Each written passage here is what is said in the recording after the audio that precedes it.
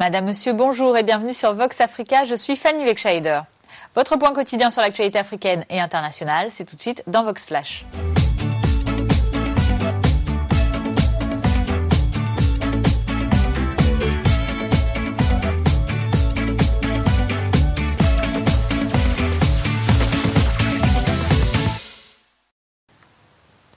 Ouvrons notre journal de ce lundi 2 mai avec un mot de politique. Aux Comores, réorganisation de la présidentielle après le scrutin du 10 avril. La mesure annoncée samedi par la Cour constitutionnelle des Comores fait suite à l'observation d'irrégularités graves mais aussi d'actes de violence dans 13 localités de l'Union situées sur l'île d'Anjouan.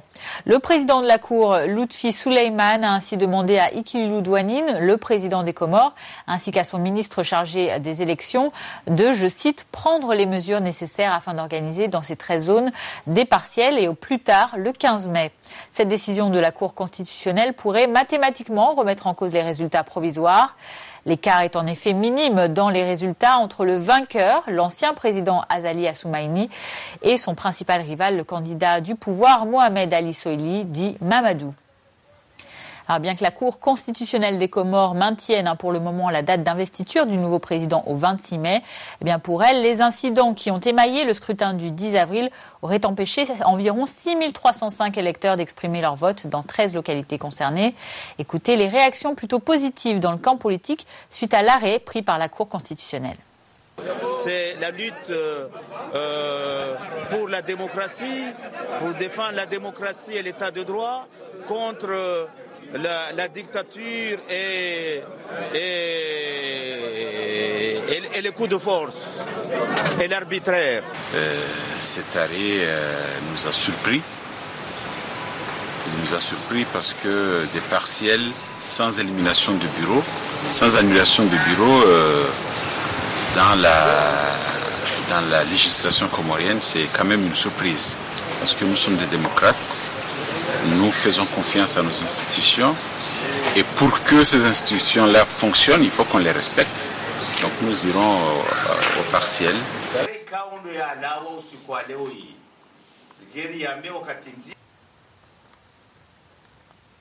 5 jours après leur assassinat, le général burundais Athanase Kararuza et sa famille ont été enterrés samedi à Bujumbura.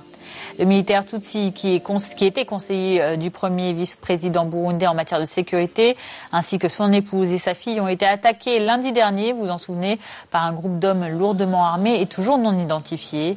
Plus tôt dans la semaine, le secrétaire général des Nations Unies, Ban Ki-moon, avait condamné ces assassinats. Il a demandé l'ouverture d'une enquête complète dès que possible. Au Burundi, la crise actuelle, qui fait suite à la réélection contestée du président Pierre Nkurunziza, divise profondément la police et l'armée. Une crise qui menace la cohésion née de l'accord de paix d'Arusha qui a mis un terme à la guerre civile qui avait lieu entre 1993 et 2006. Nouveau naufrage en mer Méditerranée, 86 disparus et 26 rescapés. C'est le bilan dressé par l'Organisation internationale pour les migrations, l'OIM, qui a recueilli les survivants samedi après leur déroute la veille au large de la Libye de leurs canots pneumatiques chargés de migrants. Selon les gardes-côtes italiens, l'embarcation à moitié dégonflée était en train de couler lorsqu'ils ont donné l'alerte vendredi.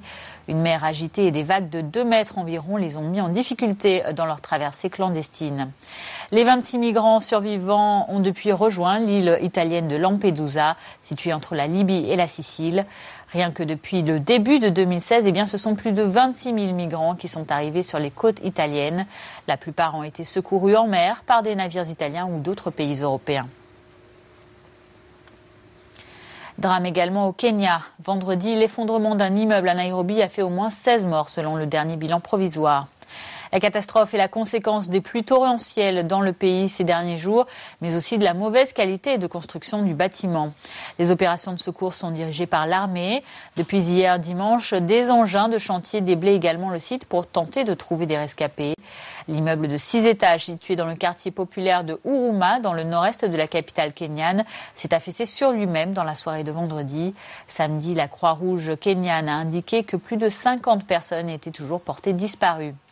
À noter que 7 autres victimes sont également à déplorer dans plusieurs autres quartiers de la ville, suite à ces violentes averses torrentielles qui frappent le pays depuis le début de la saison des pluies. Au Kenya toujours, nous vous l'annoncions depuis un moment déjà, c'est ce samedi 30 avril qu'a eu lieu la plus grande crémation d'ivoire effectuée en une seule fois. 105 tonnes d'ivoire ont été brûlées dans le parc national de Nairobi, en présence du président Uhuru Kenyatta. Cette destruction d'or blanc constitue un geste symbolique fort pour marquer la lutte contre le braconnage des éléphants décimés en Afrique pour leur défense, en particulier au Kenya.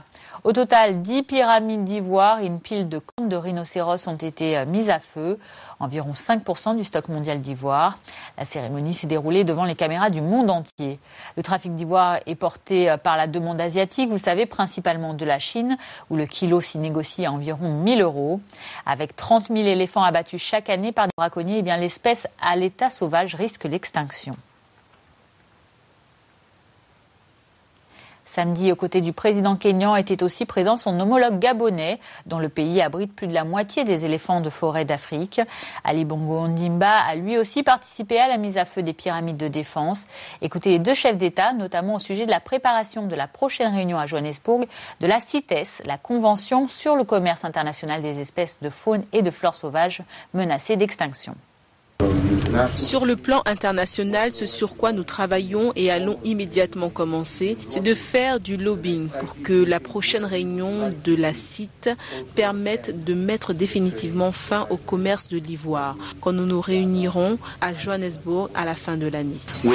Nous sommes ici pour soutenir cette action parce qu'au Gabon, sur les 10 dernières années, nous avons perdu plus de 10 000 éléphants et les éléphants de la forêt sont autant en danger que leurs cousins de la savane. Les 16 000 défenses incinérées au Kenya représentent la quasi-totalité du stock d'ivoire kényan, un stock constitué depuis 1989, année de l'interdiction du commerce international de l'or blanc. Samedi, parmi les officiels qui étaient invités à l'événement, était aussi présente Ségolène Royal. La ministre française de l'écologie a profité de l'événement pour annoncer que la France va interdire tout commerce d'ivoire sur le territoire. Écoutez. Le symbole de la destruction de l'ivoire, c'est le symbole de la destruction du marché de l'ivoire. Et d'ailleurs, j'ai décidé d'interdire, je vais faire l'annonce aujourd'hui, d'interdiction du commerce de l'ivoire, qu'il soit brut ou travaillé sur le territoire français. Et je veux que l'Europe adopte la même décision. Il faut absolument que l'Europe prenne des décisions et s'aligne sur la France, qui vient aussi, dans la loi biodiversité, de renforcer la répression et les sanctions contre les trafics et la criminalité concernant les espèces protégées. Il est tout à fait légitime que les pays qui participent à ce commerce, parce que l'ivoire est exporté, donc l'Europe doit donner l'exemple, les États-Unis doivent donner l'exemple, la Chine doit faire absolument prendre des décisions beaucoup plus spectaculaires en termes de répression pour que cela cesse. Et la veille de cette cérémonie historique de crémation d'ivoire, le président Uhuru Kenyatta tenait un sommet visant à interdire complètement le commerce de l'ivoire et surtout promouvoir la lutte contre le braconnage.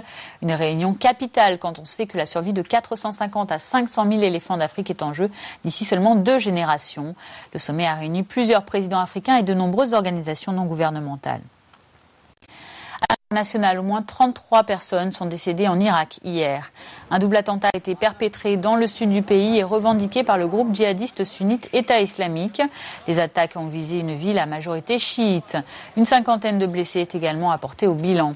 La veille samedi, c'était déjà 23 autres personnes qui ont trouvé la mort dans une attaque à la voiture piégée. Cette attaque également revendiquée par l'EI visait, elle, un pèlerinage chiite près de la ville de Bagdad. Elle a fait également 38 blessés. Retour en Afrique pour terminer ce journal. Au Nigeria, les habitants de Jos passent au numérique. En passant de l'analogue au numérique, les habitants de cette ville nigériane pourront désormais recevoir 15 chaînes de télévision locales et internationales au lieu des 5 habituelles. L'annonce a été faite par le gouvernement nigérian lors d'un lancement dimanche de son plan de transition numérique qui a déjà d'ailleurs créé 400 postes dans la ville de Jos. De nombreuses personnes étaient présentes à la conférence de presse. Et parmi les personnalités locales présentes, à l'événement, il y avait Aleri Saïdou, un membre de la commission de la télévision nationale, Suni Tioden, le gouverneur de l'État du Plateau, dont Jos fait partie, ainsi que Lahi Mohamed, le ministre de l'Information du Nigeria. Écoutons-les. La commission de la télévision nationale a autorisé 13 entreprises à mettre en place la production de boîtiers numériques qui sont très importants pour la transition. Comparé à hier, une personne vivant à Jos pourrait regarder en moyenne 5 chaînes au mieux.